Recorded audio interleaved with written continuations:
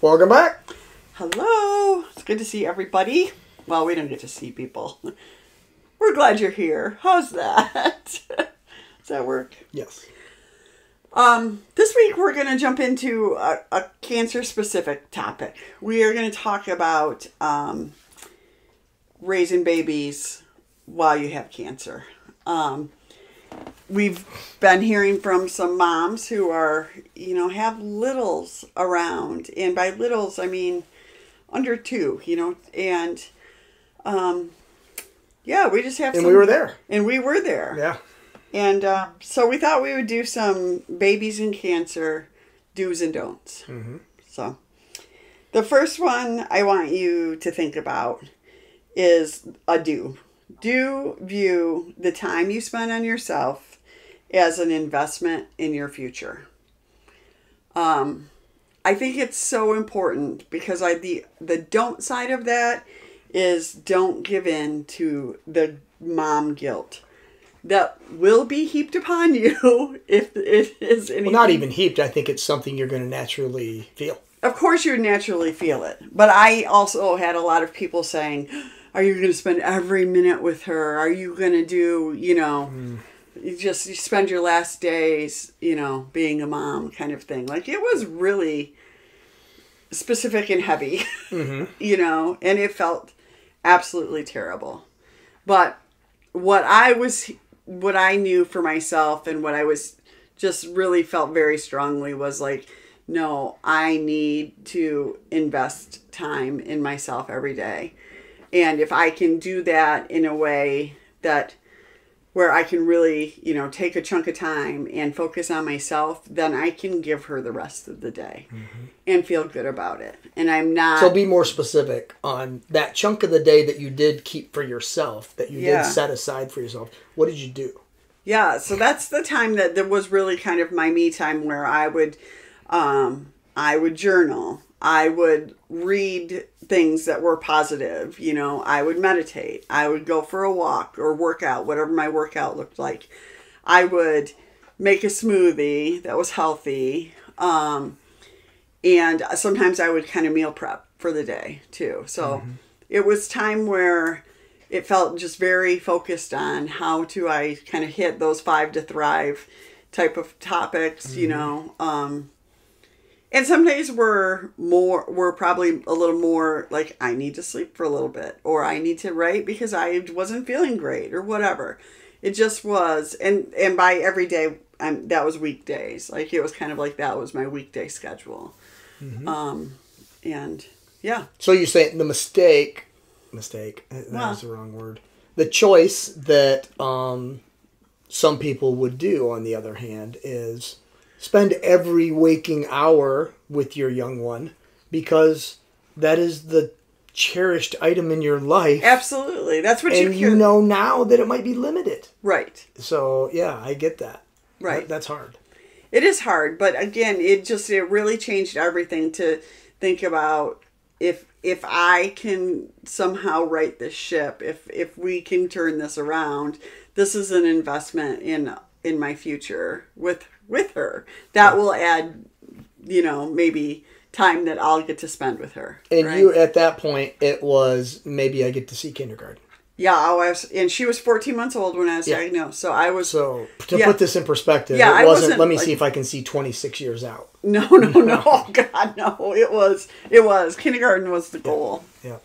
So yeah, that's tough. It is tough. That's really tough. But I'm just trying to... I guess... If you need somebody to give you permission, I am begging you. I'm not giving you permission. I am begging you to think about it differently. I understand. People have said all the things to me to make me feel terrible about that. And it's not because they meant well, I think, but it's just... And how did we do that? How did you get time? Because I was going to work. Yeah, so right? that's a kind of will bring us to the next thing. We can do this one next. Do ask for what you need and be specific, right? So do you need somebody to watch your baby for a couple hours every day or 3 days a week? And would it be better if it was at somebody else's house? Or, like, be specific about what you need. Yeah. And that's what we did. We had somebody who was watching Sydney. We were paying her, like daycare. And I just said, I don't know if this is possible, but can I bring her, a couple hours a day? And she said, yes, absolutely. Absolutely. Mm-hmm. And we were very lucky in the people that we had in our lives that were available to watch our kids the whole way through. So I understand some people... But I will say, we did have family, but our family wasn't close by. No, these were not family members that were helping us. But they basically were. Right, but yes. Yeah. But I think the other thing with that is, the more specific you are when you're asking for something, the easier it is for somebody else to say yes. Or to be able to go, oh, I couldn't do 4 days, but I could do Tuesday and Thursday or something like that, right? Because, when you're asking something, they need, or even if somebody's asking you, you need to know really what it encompasses. What is the ask, So, and that ask or that need a lot of times changes depending on what phase you are of treatment. Sure. Or even if you're done with treatment and you're wanting to, maybe all you were able to do was... all you're able to do is walk during treatment phase, and now you're out of that, and now you can spend an hour at the gym. Yeah. Well, your needs change then. So ask. Yeah, and for again, good reason. So, and on the flip side of that, I did ask that I could take Sydney to to this person's house, and she agreed to that. But there were other times during different phases of things where people would offer, oh, I'll come and get her any day, I'll watch her, which was great. But sometimes I wanted them to be at my house with me because I didn't want her gone. I wanted her, but I wasn't physically, I had a weight restriction, or I just wasn't physically up to really caring for her. So it was also really nice when people would go, yeah, I can come over and I can be there when, for a stretch of time. And just so that you guys can be together, you don't want her gone I didn't want her gone all the time, of course, right? But again, that's a very specific ask. It is, and don't be afraid. So, it's kind of the do of that is be specific, and the don't of that is to say that doesn't work, or that wasn't what I meant. It's okay to say when people are, I'll do this, or I'm going to bring over... I'm going to bring over 6 lasagnas. No, we're not eating lasagna, So it's okay. I think some of that stuff can be a little bit easier today with technology. Yes. Back 6, 7 years ago when we were in the midst of this,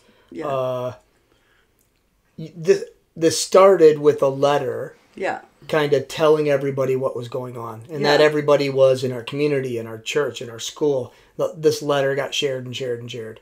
So that set the tone for, this sucks. And about ready to start this thing.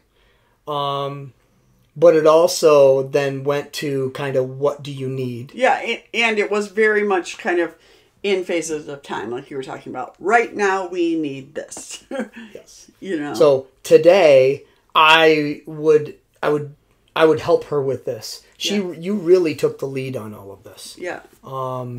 But today, I would set up a spreadsheet, and I would just share it with everybody I knew and your friend. I would just share it, and it would be the need list. Yeah. And so anything you just put it on there. It's kind of like when you get married, the registry. The registry. It would be kind of like that, where somebody who wanted to help but didn't know what they could do could look at that and go, "Oh, I can do that. Oh, on Tuesday the 16th, they need that. Yeah. I'm in. I can take you to the So that would be done differently now. It was done with pencil and paper when we were going through it, and phone calls, and it still worked, but I would imagine that it would be a lot easier because I'm not someone who asks for help. Yeah. Ever. Yeah. Well, I think there's a lot of things that are easier now too. If you can get a meal service delivered to your house now, and we could have picked the meals, like that would have been awesome, right? Sure. Instead, we just kind of said, nah, no, thank you. But we didn't have the money to do that back then. No, but I'm saying if somebody could donate a meal service to us, that's the other. Okay. You see things like that happening. Yep. Like I'll give you whatever HelloFresh is coming. You pick the meals. Like that would be awesome. Yeah. Kind of thing. So, but be specific. It helps the person who wants to help you as well, right? It does. So, the next thing is I feel like it's a need to do something to calm the voice that is worried about whether or not you're going to be here. And I think that was so hard. I mean, it's just so hard. I remember that being one of my first thoughts. I remember somebody saying, she'll never remember this. And me thinking, then she won't know me. You know? Like, if I'm not here, she won't know me. Mm-hmm. And it drives kind of some of those other things about how do you invest in yourself if you're worried about, those things. But, so I just think maybe the best way to do that is to decide, what could you do? Do you want to record little voice memos? Do you want to do some journaling? Do you want... I know there's lots of different services where you can do things too. I used to... I would write letters to her, but it wasn't a big project. It wasn't something that I felt like... some people do birthday, cards, whatever. It wasn't in preparation for me being gone. It was more just, I want you to know who I am kind of thing. And, but I just think we have to acknowledge, of course, you're worried about that. But also remember, to the best of your ability, not to borrow trouble, right? So we don't know what's going to happen. And people are living longer than ever. And maybe the next med is the one, there is all of these things. So what are you going to tell yourself? And what is going to maybe make you feel like, yeah, I'm leaving a little bit of a legacy here, I think it's similar to, people that, I don't know, maybe in different circumstances or whatever, but I think it's similar to if you're having an issue with somebody or with something, it's always better when you tell somebody or have a conversation. Yeah. I think the outlet of writing letters, of doing a video thing, of doing an audio thing is somewhat getting it out in the open to nobody. Yeah. Yes. But it's still getting it out in the open. It's cathartic. And therefore, maybe you can not focus on that because it's somewhat put to bed. Yeah. But the reality is you are going to think about it. Yeah. And it's normal to think about that. Yep. And to think about, oh, I would be missing all of these things in the future. That's normal. Yeah. But to have an outlet, like those things, or with a therapist, yes, yes, please, is absolutely good. Yeah. Yeah. And I think, because honestly, you didn't really want to talk about those things with me. No. Obviously, our young daughter, you can't. Right. Maybe you did talk about that with friends. I did know. I did some, but I didn't want to talk about not being here. Exactly. That's what I'm saying, is you kind of want that to be your little secret. Yeah. Because you do want an environment around you of, I am going to be here. Yeah. And you guys need to get on that same page with me. Right. Because that's the page you were on. Yeah. In the open, I'm saying. And obviously we had evenings and a lot of tears and honesty and that stuff happened. I'm not saying it didn't, but it wasn't a daily or a weekly thing with you. So, and that's, again, your personality. Somebody else's personality might be totally different than that. But if you do want that environment of, no, my plan's to be here, that is an outlet that you can have. Yeah. That you can be honest about your real feelings and putting them down on paper, or again, just sharing and Yeah. Yeah. I guess also this just occurred to me, but I think that sometimes the younger you are, it does sort of work to your advantage in terms of you don't know what you don't know. And I'm saying this as an old 52-year-old now. But like people were like now will say so many times like, oh my gosh, what did you do when you found out at 26? And I was like, I was 26. Like we just were like, well, we better keep going, like figure this out. Yeah, at that age, everything's a surprise. Yeah. Just like having a baby. Yeah. Didn't know what we were doing there either. You know, it's just all of a sudden you got a baby. You just figure things out a little bit. And I think, I mean, I know anxiety levels are different for everybody, but I think anxiety does kind of build over a lifetime, right? Mm-hmm. Just because you know you're more aware of what could go wrong, I feel like, as you get older. Or there's more, I don't know. Like more experiences, whether it's with you or a friend or a family member where you don't have those at a younger age. I don't know. I just think there's a little bit of like bulletproofness in your 20s, and probably true. And I would say use that if you got it. Yeah. You know, absolutely. So,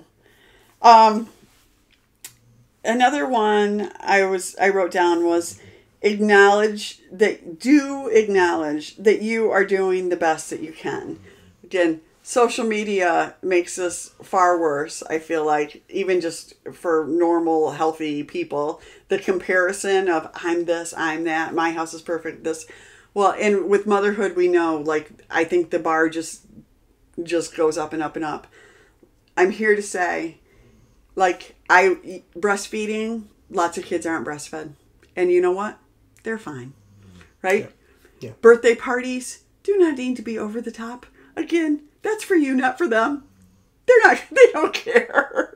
Like those things, there are so many things that we just feel like we have to do perfectly or the way that the world. No, you don't. Ask your grandma how things used to be done. Like we have just raised the bar to a point where I feel like it is ridiculous. And in the cancer world, like especially, you take care of you and take care of them, but don't feel guilty about things that it's fine. Yeah. Right? Yeah.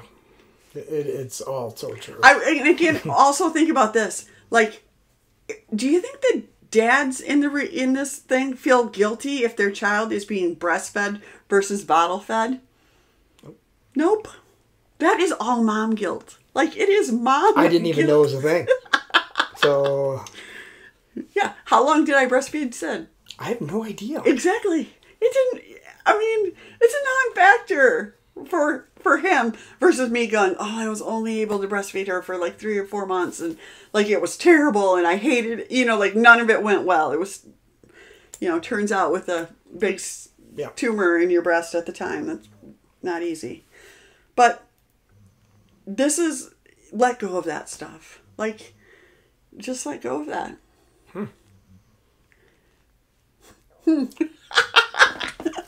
If you're not watching this on video, he's like, I didn't know we even had that stuff. No.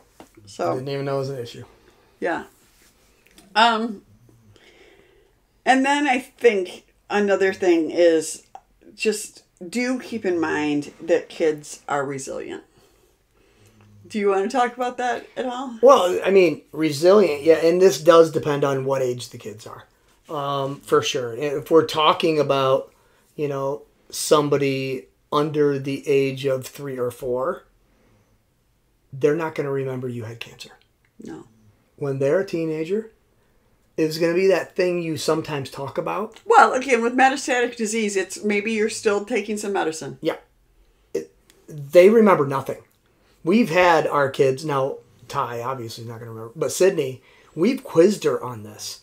And, you know, you had a solid year of treatment. And then even beyond that, you were still... I was getting treatment every 3 weeks for years. A long time. Yeah. So it was pretty involved in her life. She remembers none of it. Right. And she was in kindergarten, and I mean, right. this Ty does remember some things because he used to go to the infusion room with me. You know what he remembers? That the doctor loved him and used to bring him chocolate. Yeah. That's what he remembers. Yeah. There is no. You think, oh, I gotta send him to daycare, and I'm doing Gotta send him to daycare for 3 hours or 4 hours a day so I can take care of myself, and I'm being a terrible parent, and I could be with them, but I'm choosing not to because I'm choosing myself over that. They remember none of it. Actually, zero.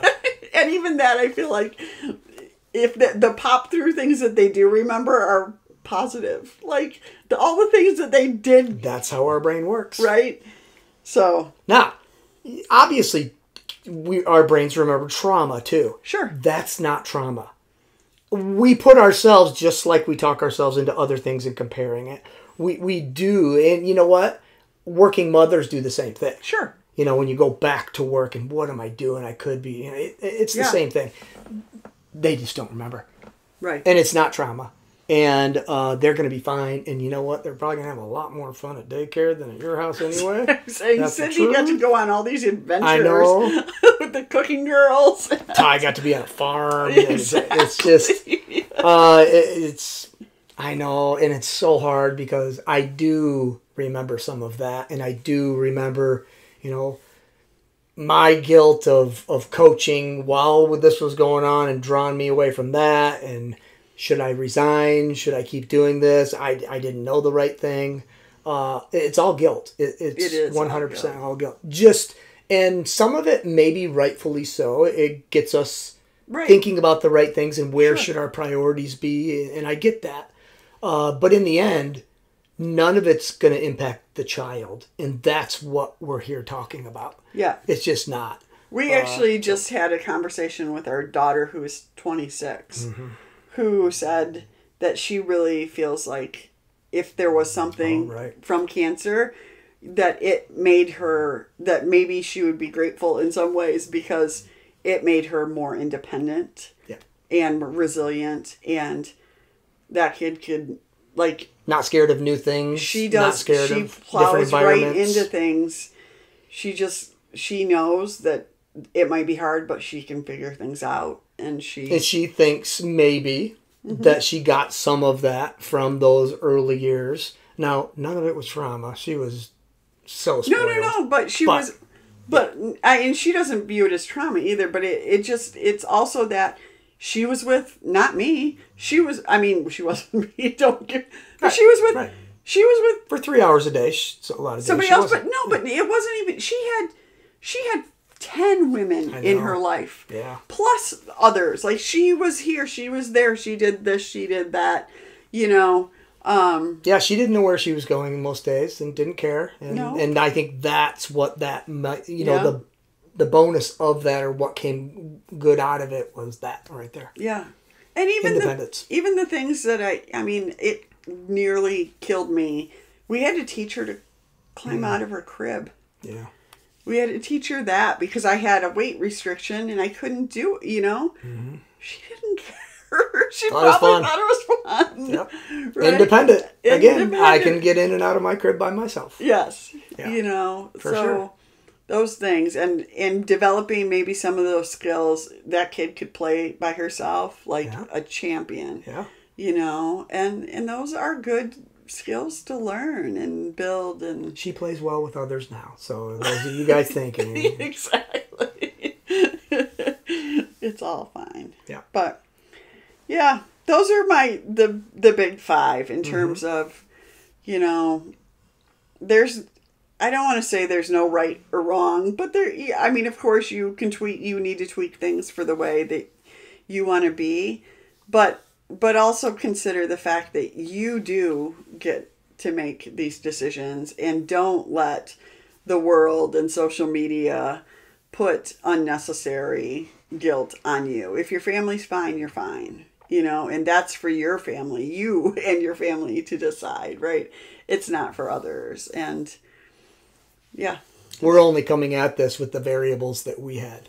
Yeah. So that's all we know is the variables in our life, in our situation that we had. Everybody's got different ones. Everybody's got different roadblocks and things that make everything we just said harder. But in the end, the first thing that Heather mentioned was you have to have you time to take care of those 5 to thrive things.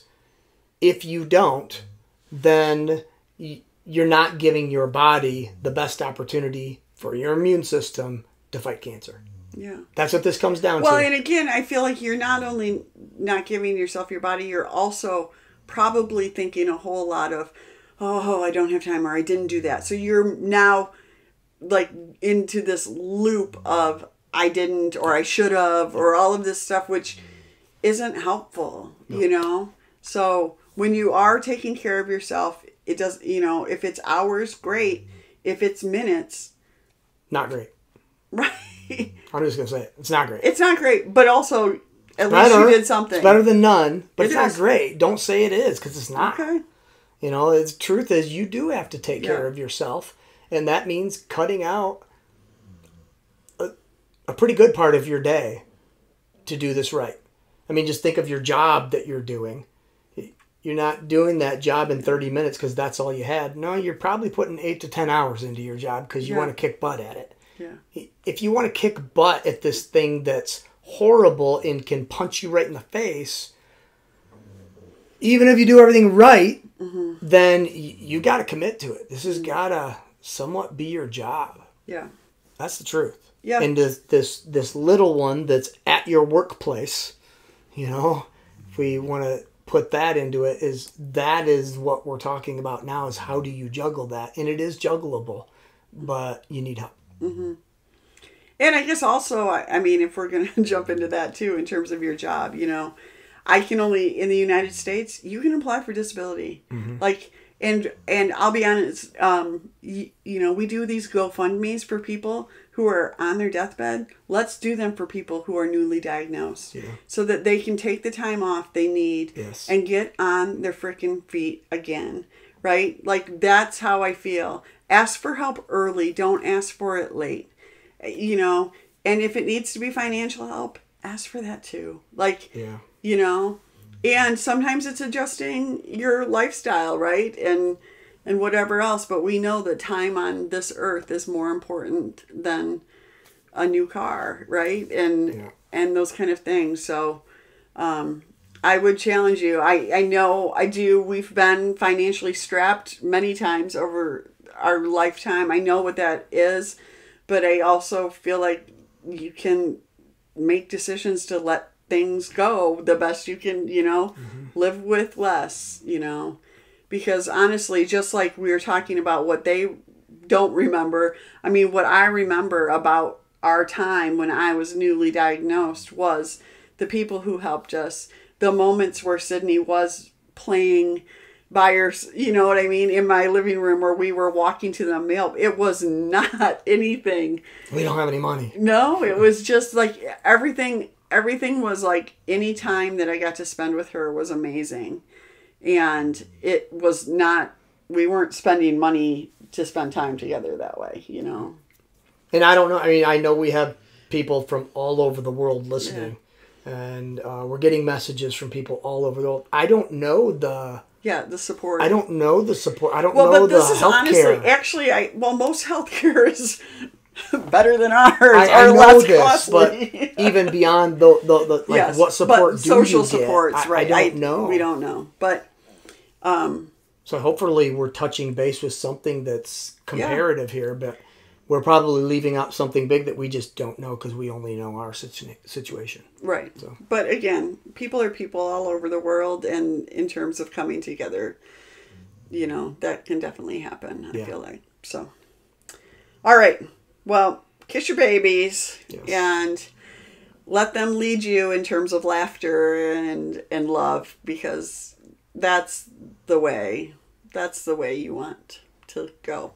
Do the best, take care of yourself so you can have all of these conversations with them 18 years from now, and you're going to love it. Yeah. All right. We'll see you next week. See you.